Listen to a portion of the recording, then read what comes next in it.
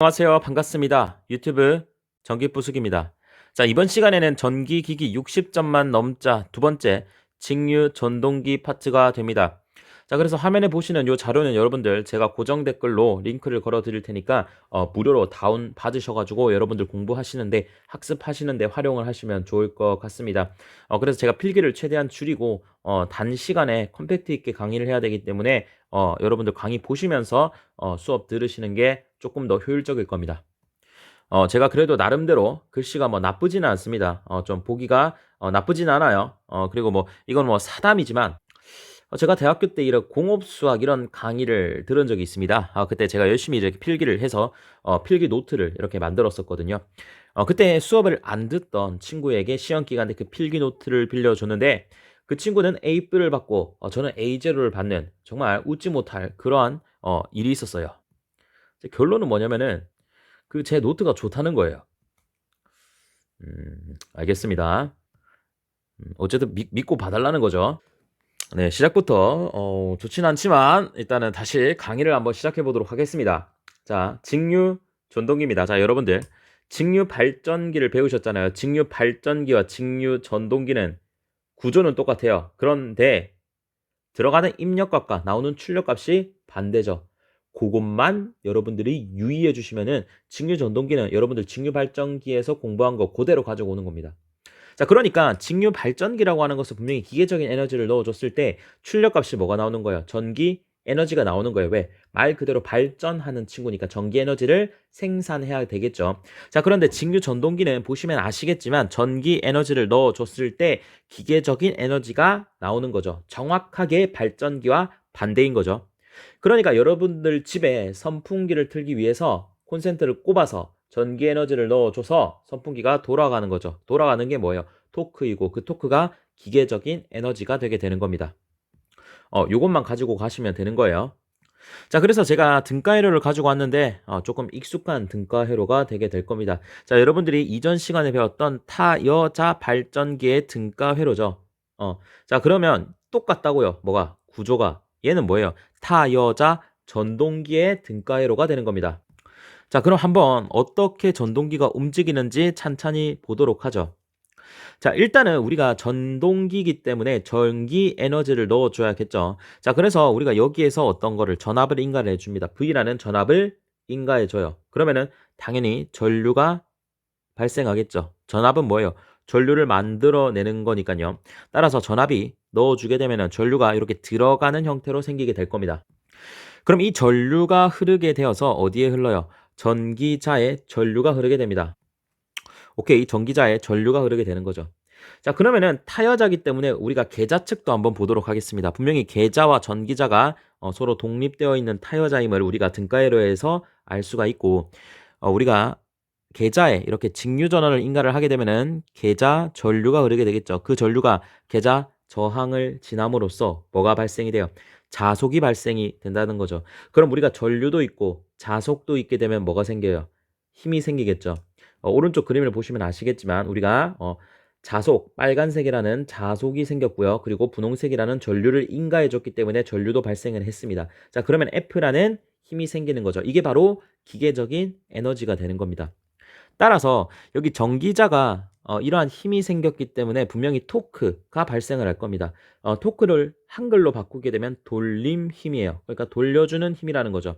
토크라는 힘이 발생을 할 거고 이 토크로 인해서 N이라고 하는 것은 뭐예요? 회전 속도가 됩니다. 회전하는 속도가 생긴다는 겁니다. 이러한 원리로 어떻게 된다? 전동기가 작동함을 여러분들 반드시 기억을 해 주셔야겠죠.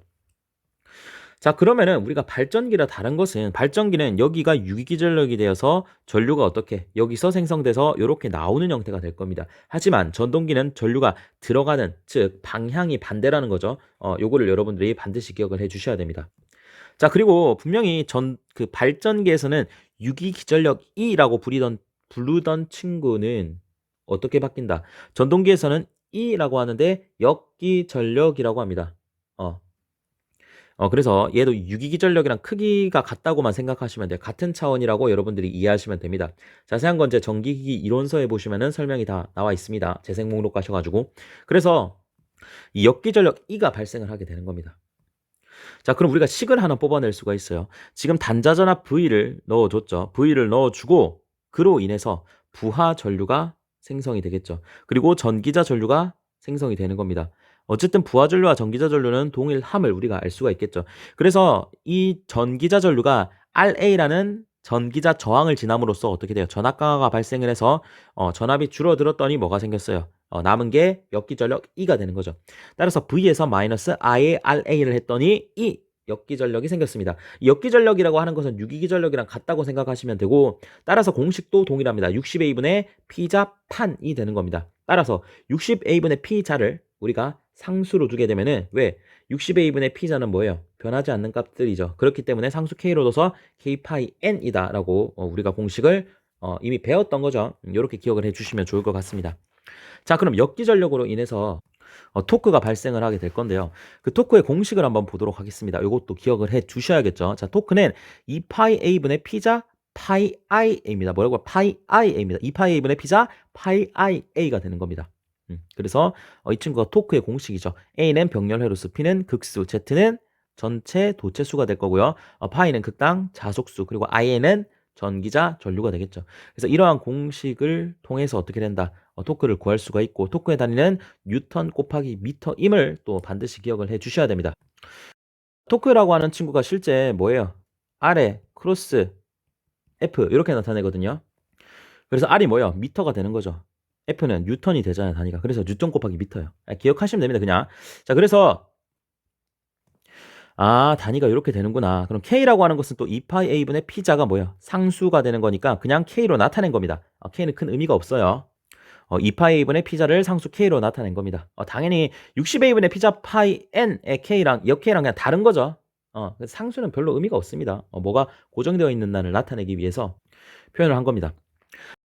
네, 그래서 또 중요한 게 토크는 오메가분의 P로 나타낼 수가 있습니다. 그래서 오메가는 2파이 스몰 n인데 스몰 n이 뭐야? 초당 회전수기 때문에 그 친구를 분당 회전수로 바꿔줘가지고 60분의 n이 된 거고요. 그래서 이 친구를 정리해주면은 2파이분의 60 곱하기 n분의 p가 되는데 요거 몰라도 됩니다.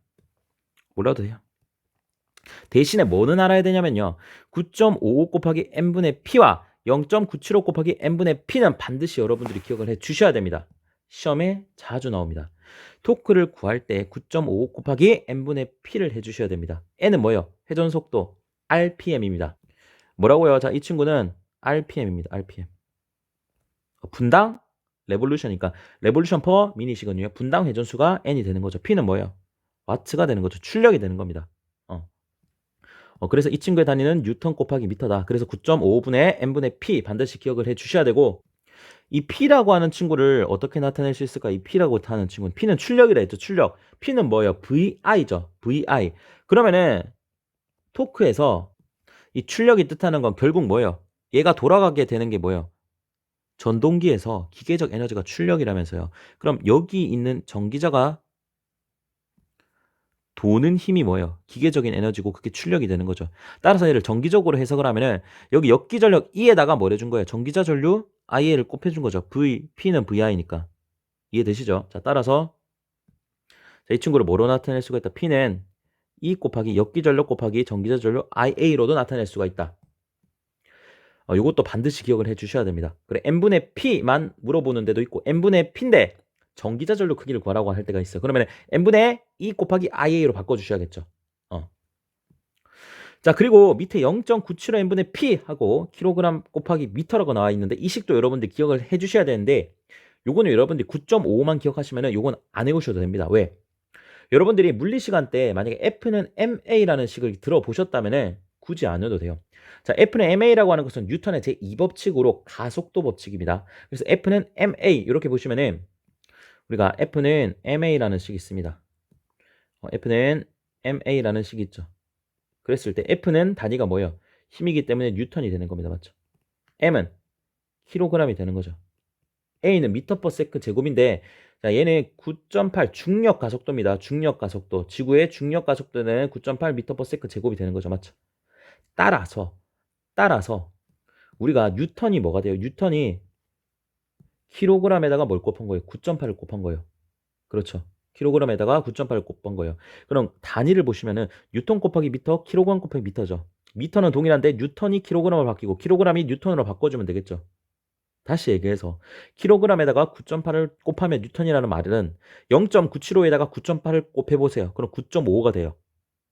아시겠죠? 9.5를 9.8로 나눠요. 그러면 0.975가 된다는 겁니다. 그래서 요 식은 요 두 식은 반드시 여러분들이 기억을 해주셔야 됩니다. 오케이? 반드시 기억을 해주세요. 자, 그 다음 속도식입니다. 자, 요것도 매우 중요합니다. 그래서 결론은 뭐다? n은 k 파이분의 v-iRA 요걸 기억하셔야 됩니다. k는 상수고요. k는 상수고. 자, 그래서 n과 파이의 관계가 반비례임을 반드시 기억을 해주셔야 돼요. 자, 뭐라고요? n은 k 파이분의 v-iRA 요걸 기억하세요. 근데 요걸 굳이 안 넣어도 됩니다. 왜? 우리가 역기전력이라고 하는 것은 자 분명히 이 역기전력 때문에 토크가 생기고 속도가 발생한다 했는 거예요. 그럼 E라고 하는 것은 K파이 N이었죠. 뭐요? E라고 하는 K파이 N이었죠. K파이 N. 그러면 이 얘를 N에 관해 나타내게 되면 어떻게 돼요? E를 K 나누기 파이로 바꾼 거죠. 맞아요? 그러면은 K 파이분의 E는 뭐라 했어요? E는 V-IARA라 했잖아요. 그럼 V-IARA 발음이 어렵네요. 이렇게 된다는 거죠. 그래서 K를 보기 좋게 하기 위해서 그냥 K 다시로 나타내서 상수 위로 올린 겁니다. 별거 없어요. K는 신경 안 써도 돼요. V-IARA라는 식을 여러분들이 쉽게 유도할 수가 있는 거죠. 그래서 이 식도 반드시 많이 물어보기 때문에 이 친구 같은 경우는 계산 문제가 아니라 파이와 n이 반비례임을 여러분들이 이 식을 통해서 계속해서 문제 푸는데 활용을 하셔야 되는 겁니다. 그래서 이 정도만 기억하시면 여러분들 끝입니다. 자, 그러면 우리가 이제 지금부터 타여자 전동기, 그리고 분권 전동기, 그리고 직권 전동기에 대해서 한번 배워볼 겁니다. 그리고 복권 전동기 이것도 있겠죠. 그러니까 발전기랑 똑같죠? 똑같습니다. 그럼 그대로, 그 순서 그대로 제가 설명을 해드릴게요.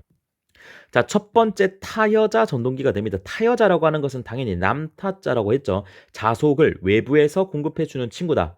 부모님에게 돈을 받는 친구다라고 여러분들이 생각을 하시면 되고, 자, 이전에 설명했듯이 자, 이러한 형태의 등가 회로가 되게 되는 겁니다.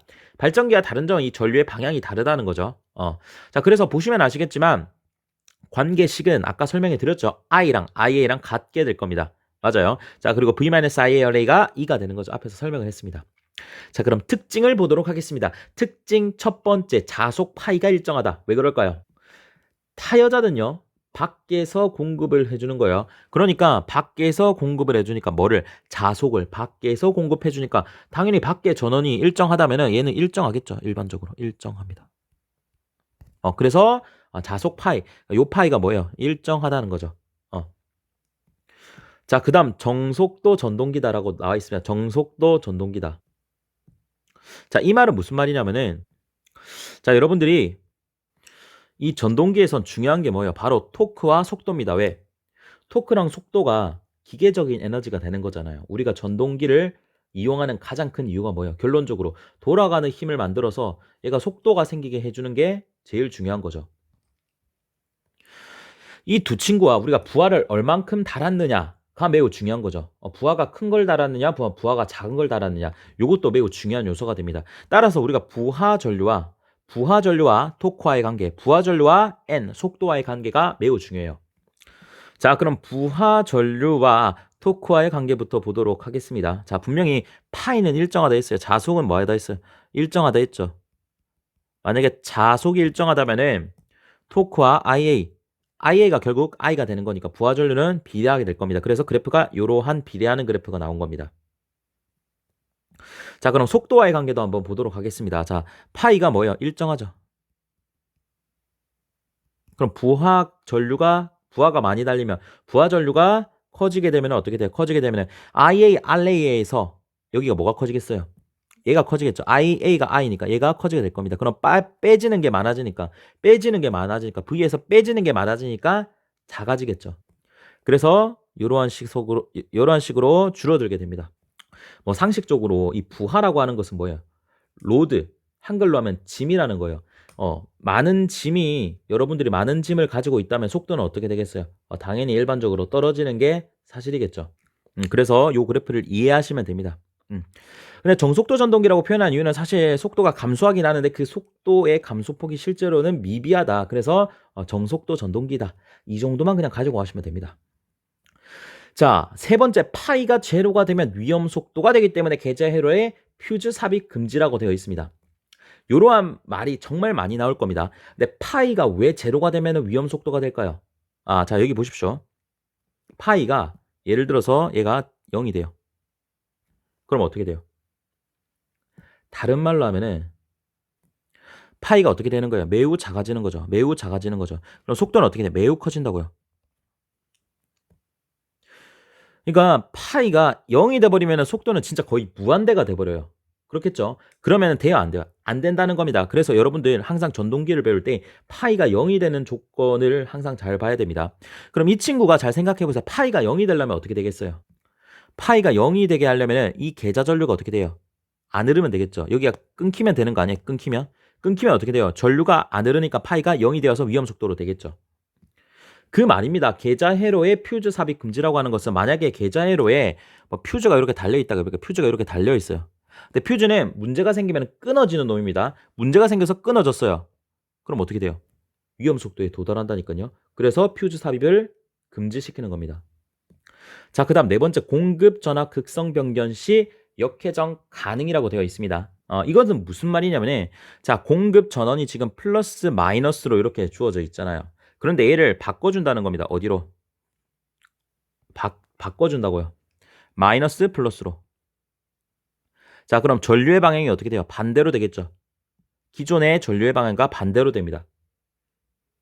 그러면 어떻게 되겠어요? 자, 요 밑에 보도록 하겠습니다.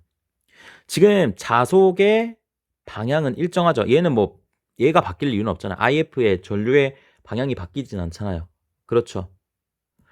우리는 공급 전압의 전원을 바꿔줬을 뿐이지, 자, 이 친구를 바꿔준 게 아니죠. 따라서 자속의 방향은 동일한데 전류의 방향만 어떻게 됐어요? 반대로 됐다는 거죠. 따라서 이 빨간색의 전류의 방향이 어떻게 된 거예요?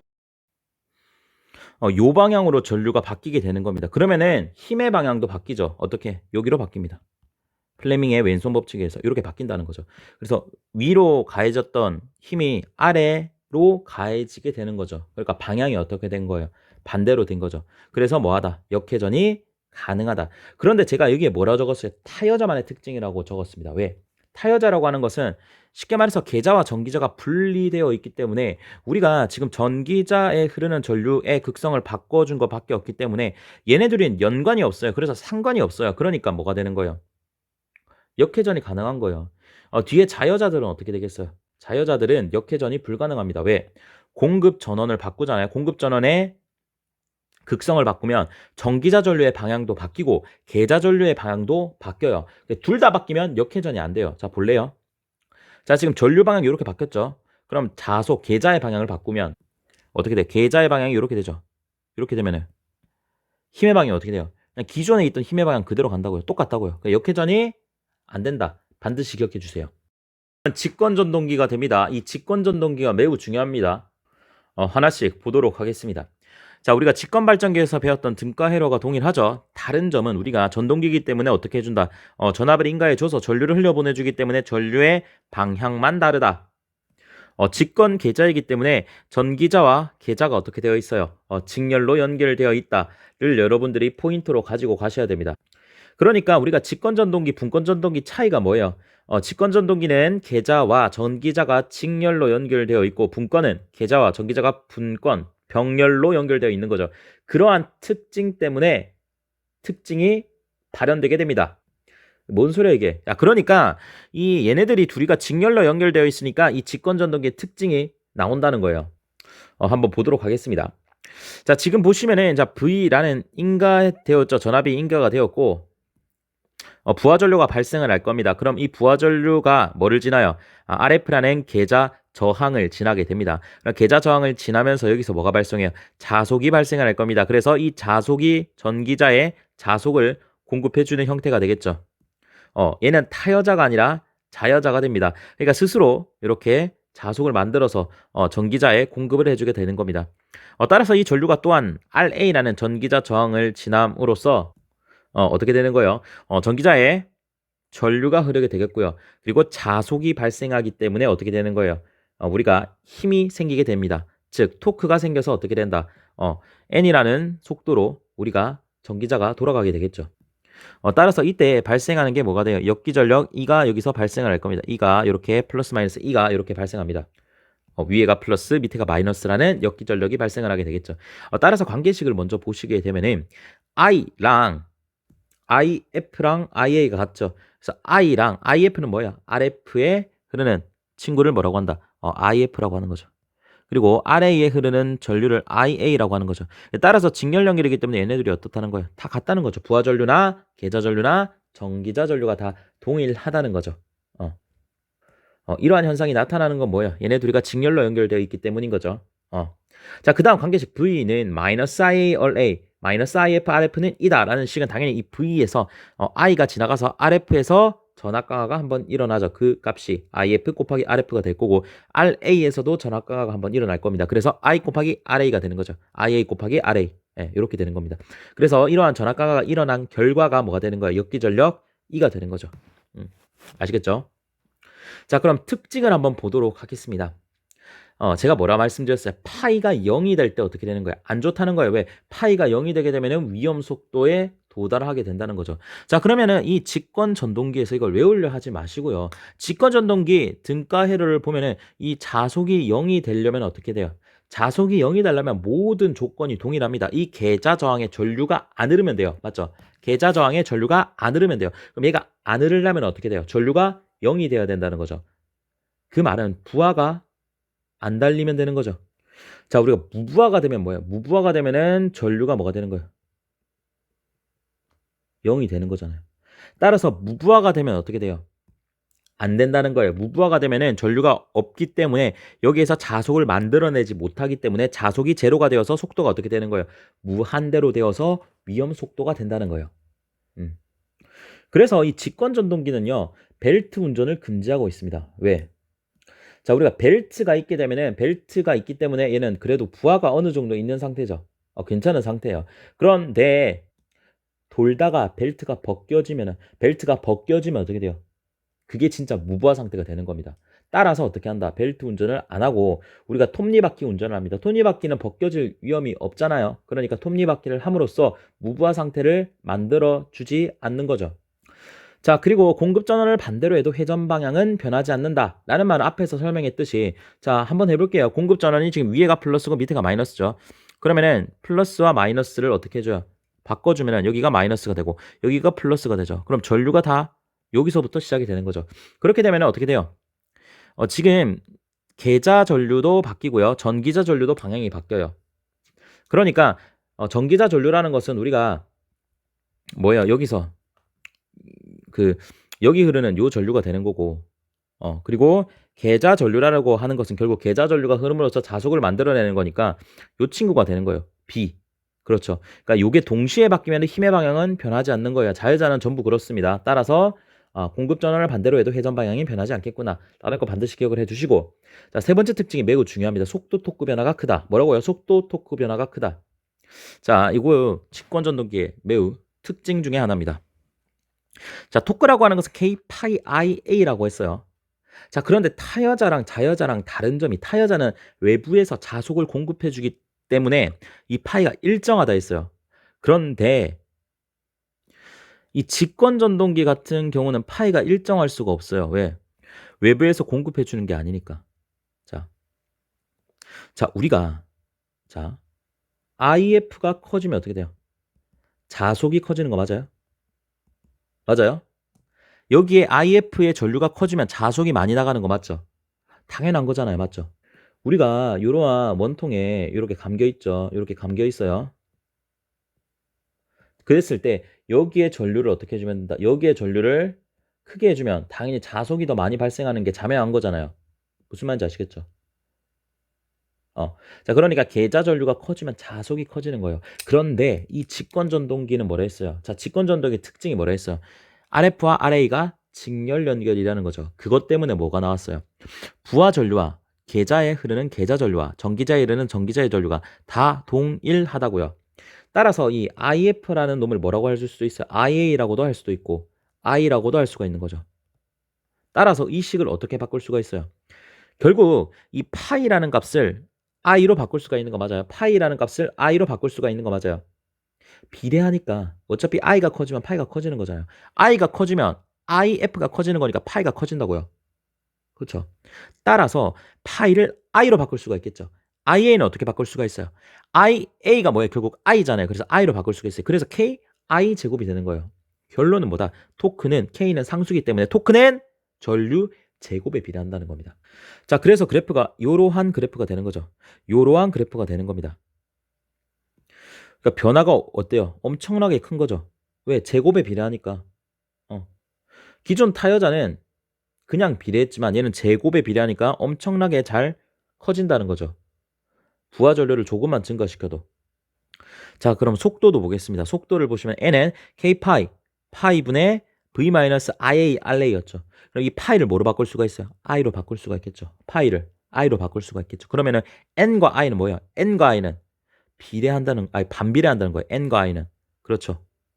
뭐 이런 질문 하시는 분들도 있겠죠. i가 증가한다는 얘기는 i가 증가하면은 위에 있는 얘도 증가하지 않느냐. 자, 그러니까 n과 i가 반비례하려면 우리가 어떤 조건이 필요해? 여기가 일정하다는 거죠. 여기가 일정해야 돼요. 그렇죠. 그런데 i가 증가함에 따라서 n이 감소하는데 i가 증가하면 여기 ia도 증가해요, 안 해요? 증가하겠죠.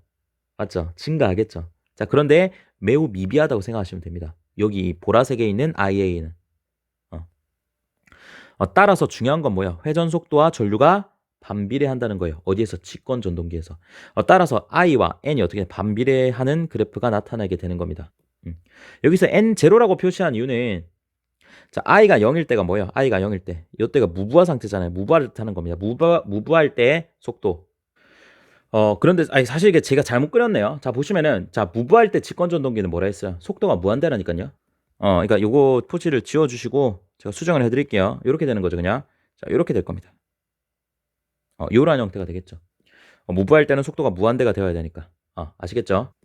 그래서 다른 전동기에 비해서 속도와 토크 변화가 크다는 거예요. 왜? 전류가 증가하면 증가할수록 토크는 엄청나게 커지고 속도는 엄청나게 감소하는 그러한 특징을 가지고 있는 매우 특별한 친구다. 반드시 직권 전동기는 이거를 잘 기억하셔야 됩니다. 토크는 i제곱에 비례하고 속도는 i분의 1에 비례한다. i와 반비례다. 반드시 기억을 해주셔야 됩니다. 자, 그 다음은 분권 전동기입니다. 여러분들 분권 전동기 우리가 분권 발전기 잘 공부를 하셨기 때문에 여기에서 뭐에만 해준 거예요? 전류의 방향만 바꿔준 거죠. 따라서 부하 전류 I가 들어가게 되면 얘는 IA와 IF로 나뉘어지게 됩니다. 그래서 IF가 어떻게 돼요? RF를 지나면서 자속을 만들어내고 I가 나누어진 또 IA라는 친구가 전기자를 지나면서 이 전기자의 자속과 전기자 전류가 흐름으로써 토크가 발생하는 친구다 라고 이해하시면 되겠죠. 따라서 관계식은 i가 ia, if로 나눠졌으니까 이러한 관계식이 나올 거고 v에서 그러니까 여기 전체 걸리는 게 뭐가 돼요? v가 되는 거죠. 병렬 연결이니까 따라서 v에서 ia, ra 빼진 게 2가 되는 거죠. v에서 ia, ra 빼진 게 2가 되는 겁니다. 맞죠? 그래서 얘는 타여자랑 형태가 비슷하게 되는 겁니다. 자, 왜 그러냐면은 타여자가 어떻게 돼요? 타여자는 뭐였어? 얘가 일정화되죠. 파이가 일정화됐죠. 여기서도 파이가 일정합니다. 따라서 타여자랑 똑같은 그래프가 나오죠. 비례하고 속도는 이렇게 줄어드는. 그 이유는 뭐냐면은 공급 전원이 일정하면 공급 전원 V가 일정하게 되면은요. 자, 요 IF가 공식이 어떻게 돼요? IF의 공식은 RF분의 뭐가 돼요? RF분의 V가 되는 거죠. RF분의 V. 맞아요? IF는 RF분의 V가 되는 거죠. 근데 이 공급 전원이 일정하다면 얘가 일정한 거죠.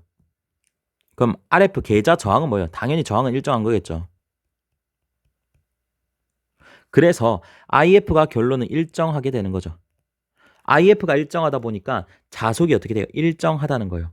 그래서 이러한 관계를 가지고 있다는 거죠. 자, 그러면 특징 1번부터 보도록 하겠습니다. 자, 우리가 좀 이따가 배울 거지만 이 분권 전동기라고 하는 것은 결국 토크를 발생시켜서 회전 속도 n을 만들어내는 거잖아요. 그래서 우리가 어쨌건 간에 전동기를 잘 쓰려면 이 속도 조절을 할 줄 알아야겠죠. 빠르게도 돌렸다가 느리게도 돌렸다가 우리가 선풍기도 미풍, 약풍, 강풍 이렇게 조절을 하듯이 그때 어떻게 조절을 하냐면은요. 자, 여기로 와 보도록 할게요. 자, 요 분권 등가이를 보시면은 여기에 뭐를 달아주냐면은요. 계좌 저항이라고 해서 FR이라고 합니다. FR. 그냥 RF를 거꾸로 적은 거예요. FR. 그래서 FR이라는 뭘 달아줘요? 계좌 저항을 달아줍니다. 그러니까 가변저항이죠. 계좌 저항이 아니라 가변제항. 그래서 이 친구를 우리가 저항을 막 바꿔줄 수가 있어요. 그래서 가변 저항을 넣어줘서 얘를 크게 해줄 수도 있고 작게 해줄 수도 있겠죠. 그럼 처음에 RF를 크게 해주면 어떻게 돼요? 잘 생각하세요. 여러분들 듣지 마시고 생각해 보세요. RF가 커졌어. 그러면 여기에 전류가 어떻게 돼요? 줄어들게 되겠죠. 줄어들게 되겠죠. 그럼 자속이 어떻게 돼요? 전류가 줄어들었으니까 자속은 어떻게 돼요? 감소하겠죠. 그럼 속도는? 여기 자속이 어떻게 돼요? 자속이 감소했다니까요. 그럼 속도는 증가하게 되겠죠. RF를 크게 해줬더니 당연히 저항과 전류는 반비례니까 전류가 작아지고 그 전류 때문에 자속이 줄어들고 자속이 줄어드니 속도가 커지는 거죠. 그렇구나. 그럼 RF를 작게 해주면 전류가 많이 흐를 거고 자속이 많아지니까 속도가 어떻게 돼요? 떨어지겠죠. 그러니까 우리가 RF만 얘만 크기만 바꿔주면 어떻게 돼요? 전동기의 속도를 조절할 수가 있다는 거예요. 아시겠죠? 요거는 하나 알고 가시면 좋습니다. 분권 전동기에서 기동을 할 때가 있습니다. 기동. 기동이라고 하는 것은 운전하기 전에 작동을 시키는 거예요. 그러니까 뭐 다른 말로 하게 되면은 여러분들이 주차장에서 뭐 차가 이렇게 서 있잖아요. 차가 이렇게 서 있어요. 그럼 이 차를 어떻게 해요? 처음에 이동을 시킬 거 아닙니까? 정지되어 있는 차를. 맞죠? 그랬을 때 처음에 딱 움직이게 하는 게 뭐예요? 그게 기동이에요. 한번 움직이고 나서 움직이는 건 뭐예요? 그게 운전이에요. 그러니까 처음에 얘를 움직이려고 할 때 힘이 얼마나 들어가요? 엄청 많이 들어가죠. 엄청 늘어가죠. 근데 한번 움직이기 시작하면 어떻게 돼요? 힘을 조금만 줘도 되는 거잖아요. 힘을 조금만 줘도 되는 상황을 운전이라고 하는 거고 처음에 힘이 많이 드는 거를 뭐라고 한다? 기동이라고 하는 거예요. 그럼 우리가 기동 시에 이 자동차의 속도는 뭐예요? 거의 제로 아니에요? 그렇죠. 안 움직일 거 아니에요. 거의 제로일 거예요.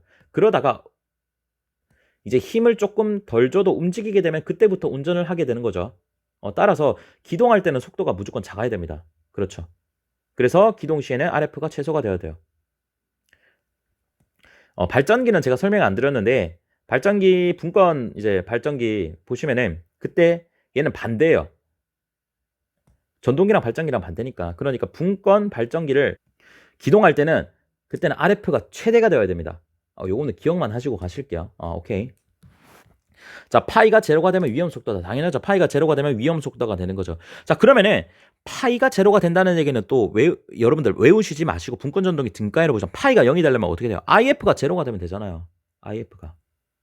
그러면 IF가 제로가 되려면 여기가 끊기면 되는 거죠. 그래서 뭐예요? 운전 중에 계좌권선 개방 금지라고 해요. 개방은 뭐예요? 오픈인 거죠. 오픈. 오픈은 뭐예요? 이렇게 끊긴 거잖아요. 이렇게 개방시키면 안 된다고요. 아시겠죠? 공급 전원 반대로 해도 회전 방향 변하지 않는다. 이건 타여잠의 특징이라고 했습니다. 더 안 할게요. 이게 당연히 플러스 마이너스가 마이너스 플러스로 바뀌면 전류 방향이 다 바뀌니까 전류의 방향도 바뀌고 자속의 방향도 바뀌니까 결과적으로 회전 방향 변하지 않는다는 거죠. 오케이. 자, 그 다음 정속도 전동기입니다. 타여자가 뭐라 했어요? 정속도 전동기라 했죠. 왜? 속도가 감소하긴 하는데 매우 미비하게 감소를 하는 거죠. 이거는 지금 파이가 일정하기 때문에 이 형태가 타여자와 동일하기 때문에 그러한 타여자와 똑같은 특징이 나오는 겁니다. 자, 그 다음은 부하전류와 토크, 부하전류와 속도의 관계입니다.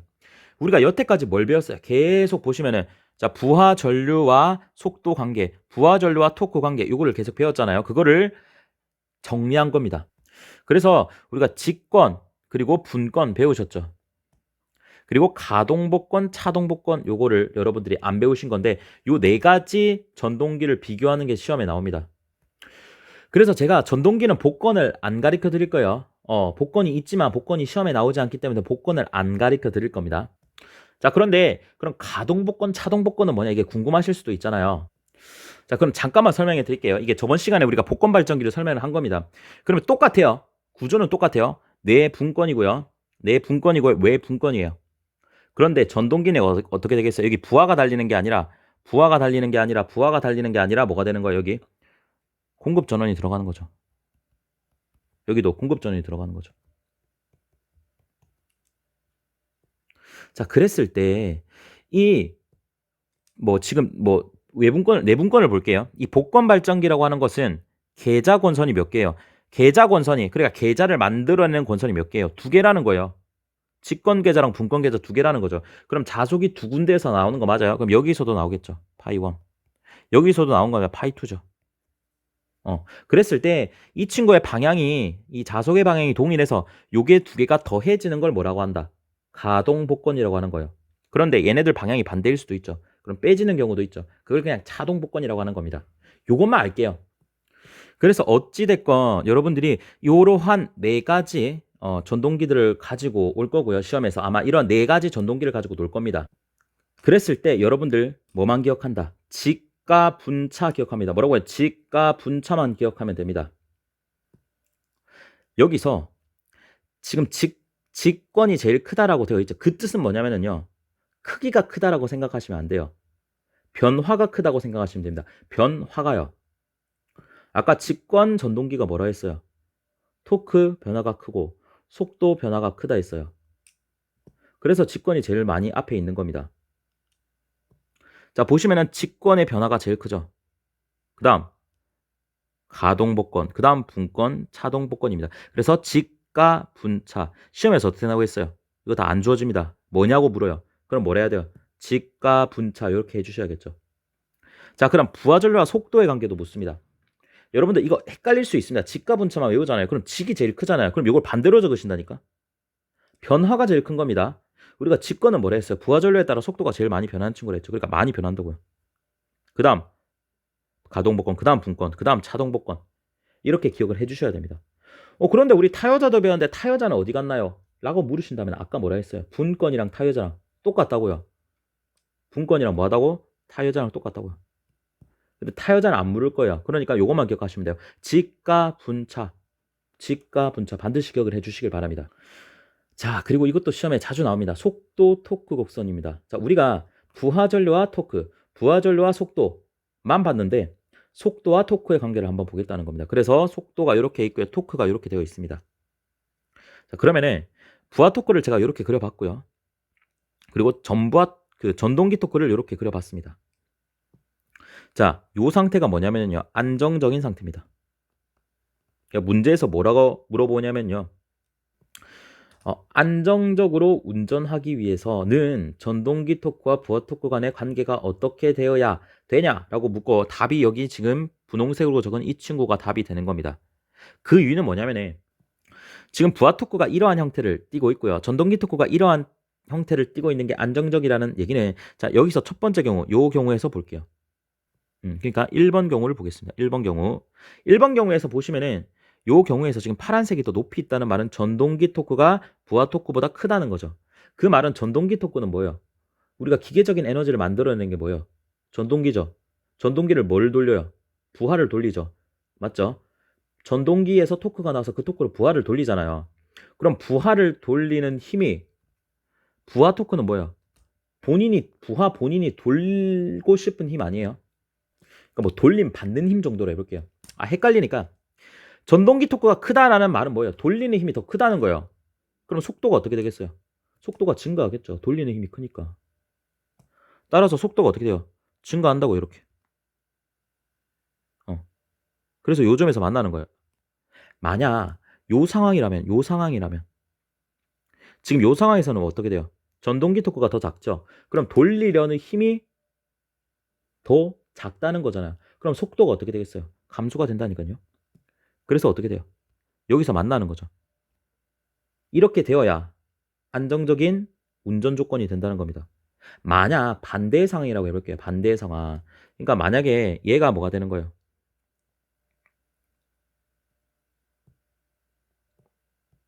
얘가 전동기 토크고 얘가 부하 토크라고 볼게요.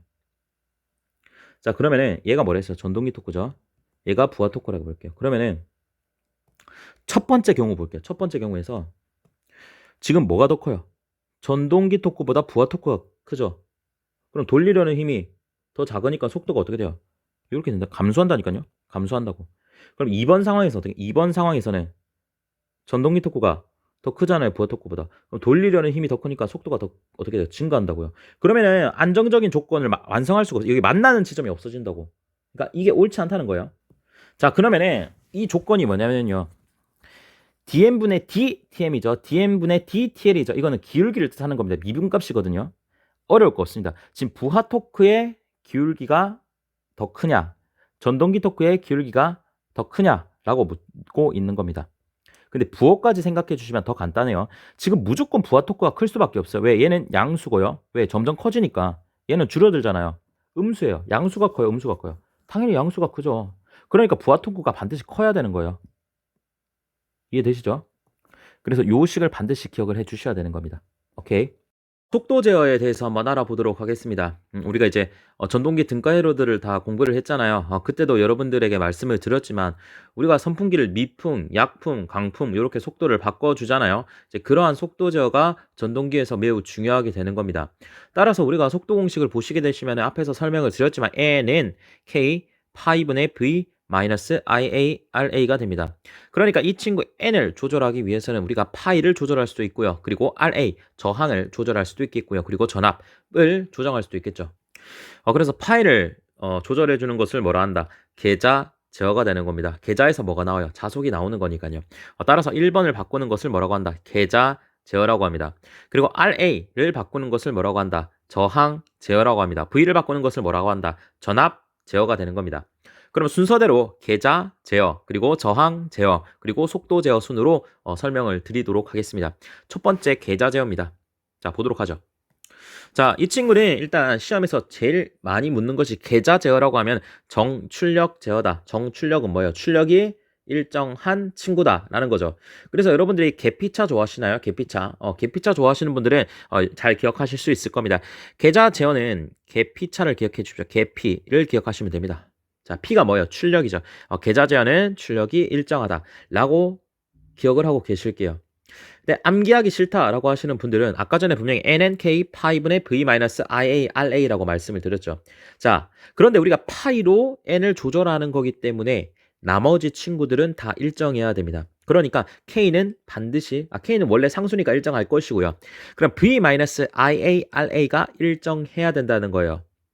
자, 그런데 우리가 전동기에서 출력이라고 하는 것은 전기자에 있는 역기 전력에다가 전기자에 흐르는 전기자 전류를 곱한 값 P는 EIA라고 했죠. 아니, 여기서 설명했잖아요. P는 EIA라고. 여기 흐르는 E랑 IA랑 곱한 거라고. 오케이? 따라서 EIA가 일정하다는 얘기죠. E는 뭐예요? V-IARA가 되는 거 맞아요. V-IARA가 되는 거죠. 따라서 V-IARA가 일정하다고. 예, 일정하죠. 일정해요. 그럼 IA도 어떻게 돼요? IA도 일정하잖아요. 그러니까 이 네모 안에 있는 모든 성분들은 다 일정한 거예요. V도 일정, IA도 일정, RA도 일정. 그래서 V-IARA가 일정하니까 이 IA, 즉 출력값이 어떻게 된다? 일정하기 때문에 출력이 일정하다. 정출력 제어다. 그래서 계자 제어하면 정출력, 계피차 기억하세요. 자, 그럼 계자 제어를 한번 보도록 하겠습니다. 앞에서 근데 설명을 했어요. 우리가 분권 전동기를 가져왔죠. 분권 전동기에서 여기서 뭘 넣어줬어요? 가변 저항을 넣어줌으로써 이 친구를 조절해서 어떻게 해준다?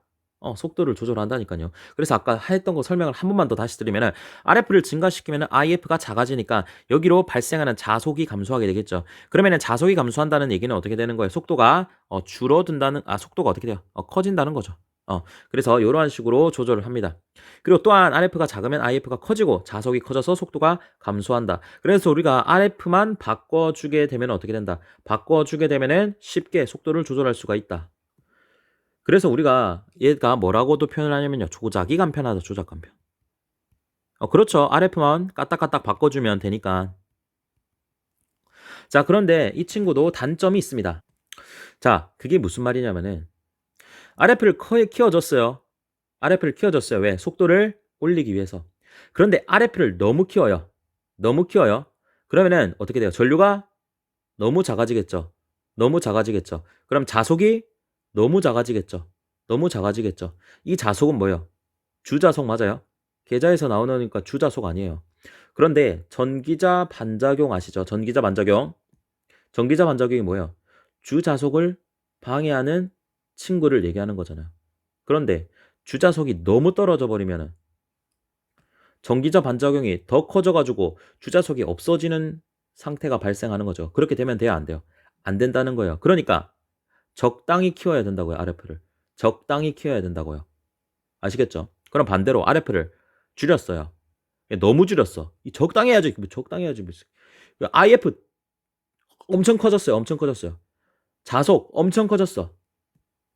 그러면 또 안 된다는 겁니다. 왜 그런가 하니 우리가 RF를 줄여준 이유는 속도를 줄이기 위함이죠. 그런데 RF를 아무리 줄여도 처음에는 속도가 감소하겠지만 나중에는 감소가 안 돼요. 왜? 자기 포화라는 것 때문입니다. 자, 여기 보도록 할게요. 우리가 IF를 어떻게 해주면요. IF를 증가시켜주면 자속이 어떻게 돼요? 증가되겠죠. 그런데 얘를 계속 키우다가 어느 정도 되면은 파이가 증가를 안 해요. 왜 그러냐? 자, 여러분들 자기학 때 히스테리시스 곡선에서 배운 건데 이렇게 생각하시면 쉽습니다. 이 철덩어리가 내보낼 수 있는 자속의 양이 100이라고 할게요. 100이라고 할게요. 그러면 이 IF에 1만큼의 전류를 흘려주셨어요. 그러면 얘가 얼마 나와요? 1이 나오는 거죠. 맞아요? 그럼 2만큼 넣어줬어요. 그럼 2가 나오겠죠. 계속 증가할 거 아니에요. 그럼 얘를 점점점 100까지 올렸어요. 그럼 100이 나오겠죠.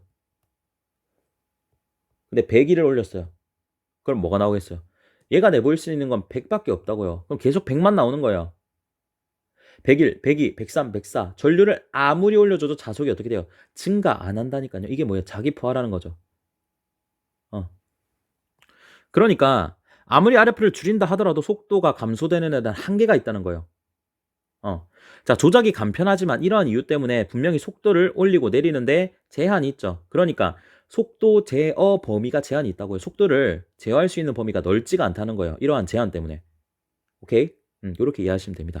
자, 그리고 두 번째 특징, 전력 소모가 작다라고 되어 있죠.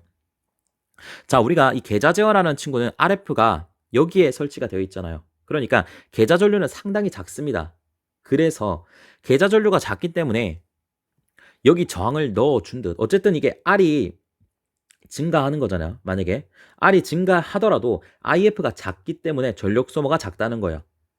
상대적인 얘기입니다. 어디에 상대적인 얘기? 다음에 배울 저항 제어에 비해서 전력 소모가 작아요. 왜? IF가 작으니까. 그럼 저항 제어 한번 보도록 할게요. 자, 이 저항 제어는 전기자 저항의 직렬로 이렇게 설치를 하는 겁니다. 여기에 가변 저항을 통해서 속도를 제어하는 거예요. 얘는 어려울 거 없습니다. 저항 제어 결론만 말씀해 이딴 거 안 씁니다. 왜? RA에 FR을 넣게 되면은요. 전력 손실이 엄청나게 커집니다. 왜? 아까랑 상황이 다르죠. 여기에 흐르는 전류는 뭐예요? 여기에 흐르는 전류는 전기자 전류 IA가 흐릅니다. 전기자 전류는 계좌 전류에 비해서 어떻게 돼요? 매우 큽니다. 그러니까 이 부하 전류가 100A라고 하면은요. 계좌 전류는 1A가 되는 거고 전기자 전류는 지금 방향을 잘못 그렸죠. 전기자 전류는 뭐가 돼요? 99A가 된다는 거예요. 따라서 전력 소모가 매우 심합니다. 얘는. 전력 손실이 크다 보니까 효율이 나빠서 갖다 버리는 거예요. 안 써요, 여러분들. 자, 그럼 잘 생각을 해봅시다. 야, 이거 우리가 두 개를 이제 좀 장점만 있으면 좋을 거 아니에요. 계좌 제어는 전력 소모도 작은데 근데 속도 제어 범위가 좀 작네. 근데 저항 제어는 효율이 개똥망이야. 그럼 그 장점만 가지고 오는 겁니다. 장점만. 자, 속도 제어 범위가 제한되는 게 단점이죠. 그럼 속도 제어 범위를 넓게 하고 그리고 효율을 높이는 거죠. 그러한 장점만 모은 친구들을 뭐라고 한다? 전압 제어라고 하는 겁니다. 자, 계좌 제어와 저항 제어의 장점만을 모은 것이라고 되어 있죠. 그래서 이상적인 속도 제어 방법이 되는 겁니다. 그래서 효율이 좋죠. 효율이 좋아요. 저항 제어와는 다르게 광범위한 속도 제어가 가능해요. 계좌 제어와 다르게. 대신 이상적이라 싶으면 뭐예요? 가격이 expensive. 비싸다는 겁니다. 이 정도는 아시고 가실게요. 자, 그래서 이 친구도 nn k분의 k v-iar의 파이 이렇게 되는 건데 지금 v가 뭐예요? v를 바꿔주는 거죠. 전압 제어니까. 따라서 나머지가 일정하게 됩니다. 따라서 토크 공식이 k 파이 ia잖아요. 그러면 여기 파이도 있고 ia도 있죠. 그럼 파이랑 ia가 일정하다는 얘기가 토크가 일정한 정 토크 제어입니다. 이것도 시험 많이 나옵니다. 아까 뭐라 했어요? 계좌 제어는 뭐라 했어요? 계좌 제어는 뭐라 했어요? 대답하세요. 계피차 생각하시라고. P가 뭐예요? 출력이 일정한 정출력 제어인데 이 친구는 토크가 일정하다고요. 아니 그러면 계피는 계피차에서 암기법 가르쳐줬는데 얘는 왜 안 가르쳐줘요? 이런 이거 뭐 다 가르쳐줘야 돼요? 여러분들이 만드세요. 이거 만드는 게 더 힘들어요. 예. 뭐 예를 들어 이런 거죠. 야, 내 친구 중에 이게 술만 먹으면 토를 하는 애가 있어요. 토하기 전문이에요. 그러니까 뭔 말이야? 토하는 전문가예요. 그래서 걔 별명이 뭐예요? 토전이에요. 개소리죠. 뭐 어쨌든 간에 그래서 뭐예요? 전압제어는 토크가 일정하다. 오케이, 토전 뭐 이렇게 외우시던지 뭐 어쨌든 간에 이거 뭐 요거 공식 가지고 이해하셔도 되잖아요. 오케이. 자, 그다음 종류 워드 레오노드 1근어 방식 두 개 반드시 기억합니다. 워드 레오노드 1근어 방식. 그러니까 전압 제어의 특징으로 알맞은 것은 이렇게 나오는 게 아니라 워드 레오너드 방식의 특징으로 알맞는 것은 뭐 1근어 방식의 특징으로 알맞는 것은 이런 걸 물어봐요. 그러니까 워드 레오너드 1근어가 뭐다? 전압 제어의 종류다. 두 가지는 반드시 기억을 하도록 하겠습니다. 그래서 속도 제어는 이것만 여러분들이 기억하시면 돼요. 효율이 됩니다. 요 효율은 여러분들이 뭐 직류 전동기 발전기에 한한 효율이 아니라 여러분들이 앞으로 전기 기기함에 있어서 전기의 함에 있어서 이 효율은 매우 중요하기 때문에 여러분들이 전체적으로 보셔야 되는 겁니다. 이 효율은 그냥 전기 전체에서 쓰이는 효율이라고 생각하시면 돼요. 요거는 실기에서도 매우 잘 나오기 때문에 여러분들의 개념을 잘 잡고 가셔야 됩니다. 자, 그래서 효율은 크게 실측 효율과 규약 효율 두 가지로 나뉘게 되는 겁니다. 자, 실측 효율이라고 하는 것은 말 그대로 실제 측정을 하는 효율입니다. 그러니까 우리가 효율이라고 하는 것은 당연히 입력분의 출력이 되겠죠. 자, 그래서 실제 입력을 측정을 하는 겁니다. 입력을 측정을 하고 출력도 측정을 해서 효율이 요 정도 되겠구나 라는 겁니다. 우리가 100만큼을 배웠어요. 100만큼을 배웠는데 입력은 100이 들어갔어. 내가 여러분들한테 100은 가르쳐줬어. 근데 결과가 어떻게 되는 거야? 나 100 가르쳐줬는데 20을 까먹고 80만 남았다는 거죠. 그러면 효율이 몇 %라는 거예요?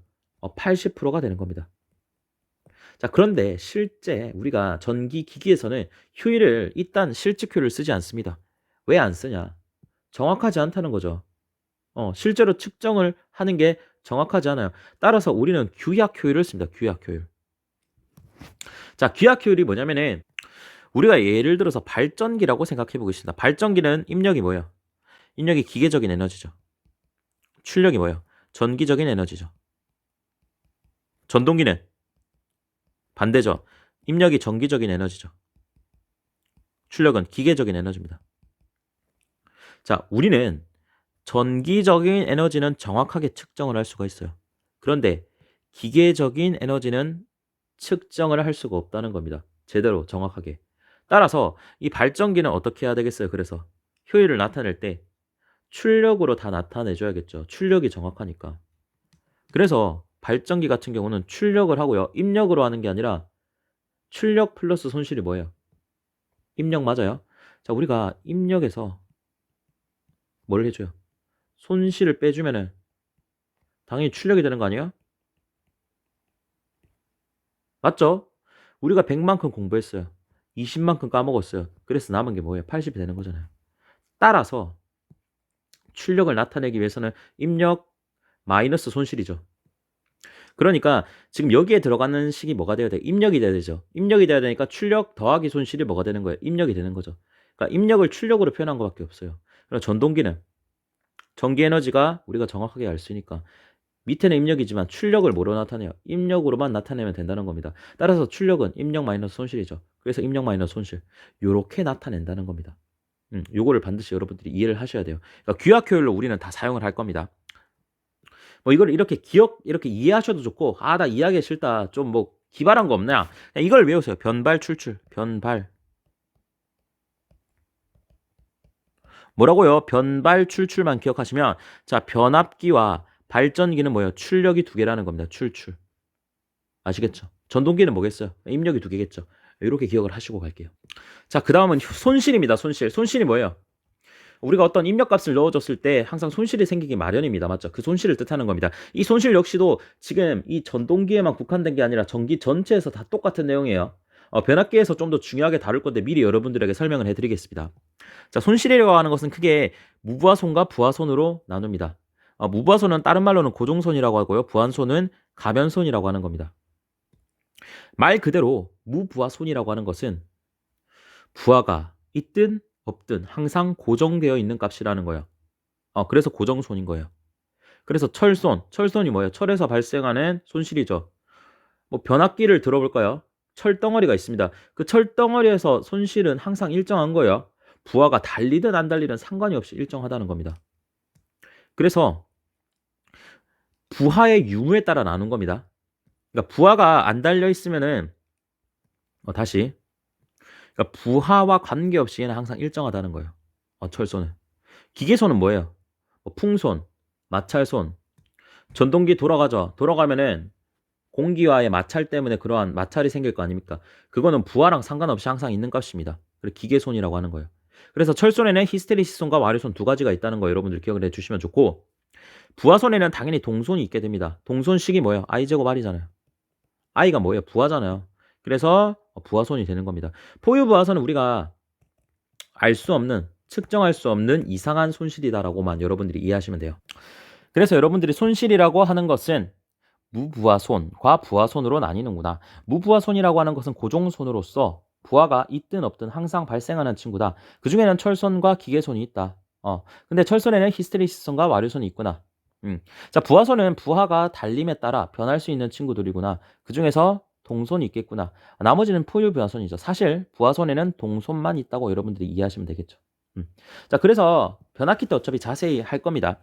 이 손실이 최대가 되려면은요. 다시. 손실이 최소가 되려면 지금은 기억만 하시면 됩니다. 이 고정손 무부하손의 값과 부하손 가변손의 값이 어떻게 해줘야 돼요? 같아지면 됩니다. 같아질 때 효율이 제일 좋습니다. 같아질 때 효율이 제일 좋습니다. 요거는 효율식을 미분해가지고 기울기가 0이 되는 지점을 찾아서 증명하는 거거든요. 결과만 기억하시면 됩니다. 고정손과 가변손 또는 무부하손과 부하손이 같아질 때가 최대 효율이 되는 겁니다. 최대 효율. 이거 그냥 기억하실게요. 실제 이 손실 파트는 변압기에서도 중요하게 됩니다. 변압기에 가시게 되면은 변압기는 회전하는 기기가 아닙니다. 우리가 전동기, 발전기는 뭐예요? 다 회전을 하죠. 그런데 변압기는 회전하지 않기 때문에 이 기계손이라는 친구가 없어요. 왜? 회전하지 않으니까. 어떤 선풍기가 돌 때 공기와 마찰을 하잖아요. 변압기는 돌질 않으니 이러한 기계손이 존재하지 않습니다. 포유부하손도 알 수가 없으니 없다고 보는 거죠. 따라서 변압기 파트 가시면은 우리가 최대 효율이 되는 조건은 이 철손과 동손이 어떻게 해질 때? 같아질 때다. 라고만 여러분들이 미리 예습하는 느낌으로 가시면 되는 겁니다. 오케이? 자, 그 다음은 단답으로 많이 나오는 거예요. 간단하게. 그러니까 온도 상승 시험이 있습니다. 그러니까 우리가 전동기도 많이 쓰다 보면은, 선풍기도 많이 쓰다 보면은 어떻게 돼요? 뜨거워지잖아요. 미리 상품을 만들기 전에 얼마나 온도가 상승되는지 시험하는 겁니다. 실부하법이라고 하는 것과 반환부하법 총 두 개가 있는데요. 실부하법은 뭐다? 실제로 진짜 부하에다가 전원을 연결해서 온도가 몇 도까지 올라가느냐를 측정하는 겁니다. 사실 실부하법은 아주 적은 용량, 작은 용량에서 쓰겠죠. 그래서 사실 잘 안 쓰고 우리가 반환부하법이라는 거를 씁니다. 그래서 반환부하법에 대해서는 뭐 제가 정규반에서 찍어놨기 때문에 거기 참고해 주시면 좋고, 반환부하법의 종류 세 가지가 시험에 매우 잘 나옵니다. 자, 뭐다? 호킨스법, 그리고 블론델법,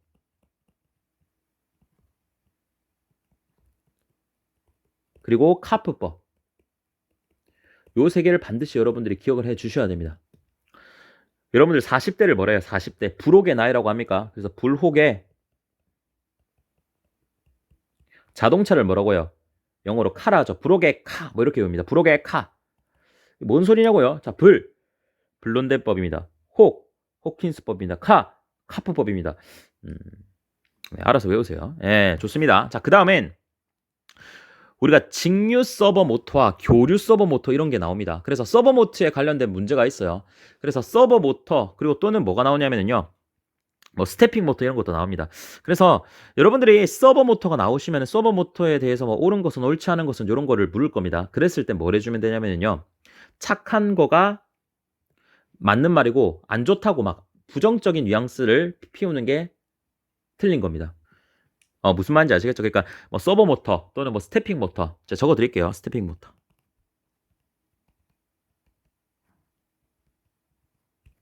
스태핑 모터.